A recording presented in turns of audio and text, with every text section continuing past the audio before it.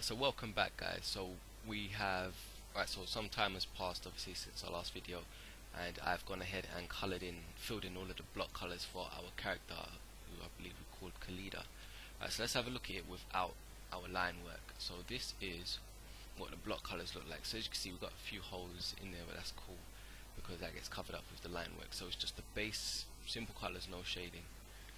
In today's lesson, what we're going to be doing is we are going to be looking at how we've put together these layers, and also we're going to start dealing with our background just to make it look a little bit more interesting and not so flat, but also push it further into the background. Alright, so first up, let's look at these layers. So as you guys can see, we've got our block colors put in, and I've separated them into different layers. So we've got our sword color on one layer, the shield color, the outer part of the shield, one color, the center part of the shield on another layer, the wood of the shield, the stars on the scarf, the head scarf, the top, her lips and eyes, put those on the same layer, the face color is on another layer, and her legs are on another layer. This is just because I like to keep my layers separate, and as you guys will see when we start shading those layers, then each of those will then have separate layers for the darker tones and for the darker sections, and then for the highlighted areas. Alright, we're not going to be worrying about colouring those layers today. We're going to be working on our line work layer. So as you can see, we've got this locked, so all of the pixels are locked all of the pixels is one they should have been on. But what we're going to do is we're going to unlock it, and we're going to lock only the transparent pixels. So you guys can see this little checkered box here, lock transparent pixels. What that means is that we can't paint now onto our transparent pixels, so the pixels that don't have anything in them. We can only paint on the pixels that are active. So you remember, a pixel are these little squares. So if we zoom right away in, and you can see these little squares here are little squares of colored information which go ahead to make up our image. Right? So millions and millions of those pixels. So we can only color, or we can only affect squares that have something within them, so no transparent pixels. Alright, so we're going to start off by coloring these lines that we've got in the background, because right now everything seems flat and on the same layer because all of the lines are black. So how can we push these lines which we want in our background to move further into the background so that our image in the foreground is more forward? What we're going to do is we're going to recolor those lines which are in the background to a darker shade of the background color. So if we hold down the Alt key, then we get this little eyedropper that allows us to select the color what we've got there in the background. So I want to warm that up slightly, so I'm going to bring it down to the red, and then I'm also going to bring it down towards the darker version of the color. I'm also going to take away some of the hue. So remember the saturation, sorry guys, so remember, if you desaturate an image, then you make it black and white. So I've taken out a bit of the intensity of that color. Now because those transparent pixels are locked, I can go ahead and color in or color over that layer, and as you can see, those pixels then begin to look like they're fading into the background. Now when it gets to the actual image of Khalida, we don't want those lines to change color, so we'll go in a bit closer, we'll zoom in and work on that a bit with a little bit more of a fine eye and a little bit more detail. Cool, so let's zoom in now. So if you use our navigator, we're going to decrease the size of our brush slightly, just so that we can work on these finer details. Now you can use your lasso tool, your selection tools, just to make sure that it's wholly accurate, but just for the purpose of this tutorial and for time's sake, I'm just going to go through it freehand. This isn't a method that you have to do, which is colouring your line work to help push it into the background, but it is something which I want you guys to know about. So for example, if you read the Green Lantern comic a lot, then you'll notice that a lot of the times the Green Lanterns have got a green aura about their line work. So this is a potential way that they could have gone about colouring that line work, rather than have the outline solid black and they wanted it green, for example. or for energy bolts like lightning bolts or things like that, then you're not necessarily going to want a solid black line. You know, you're going to want it to actually give a nice effect of it being a lightning bolt.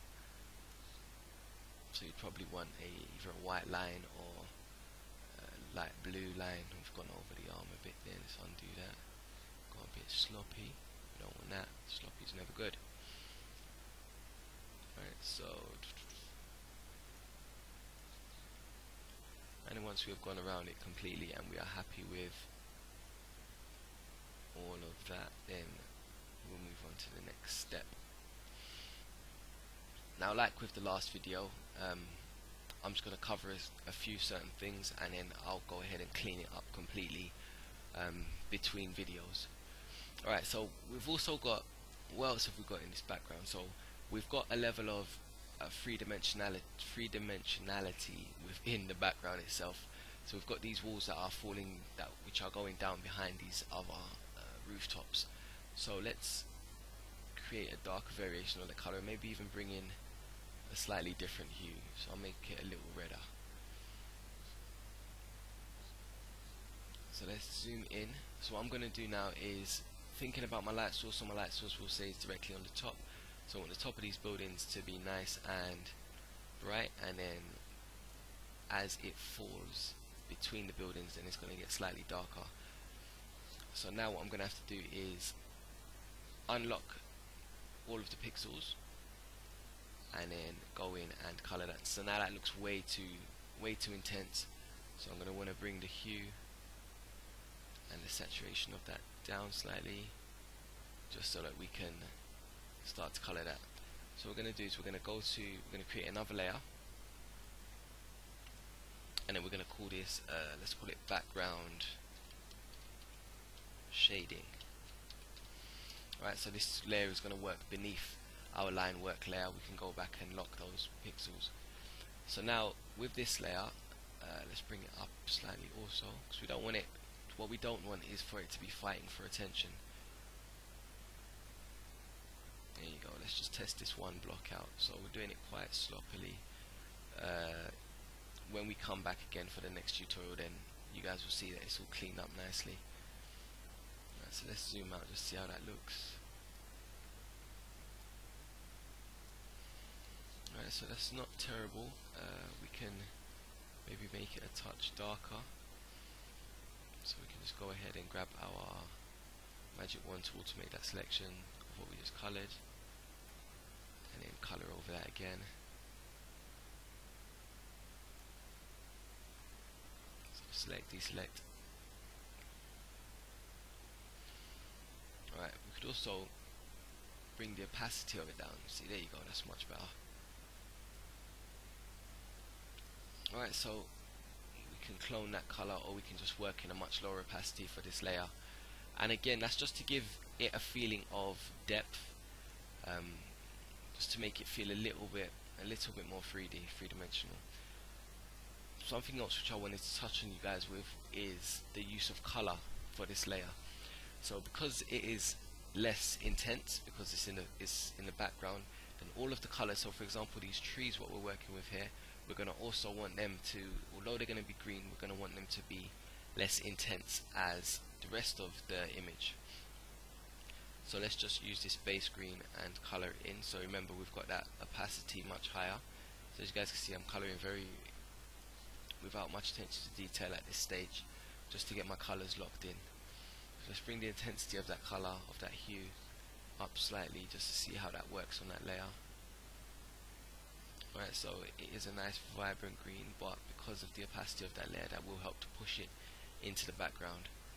So let's select and deselect that.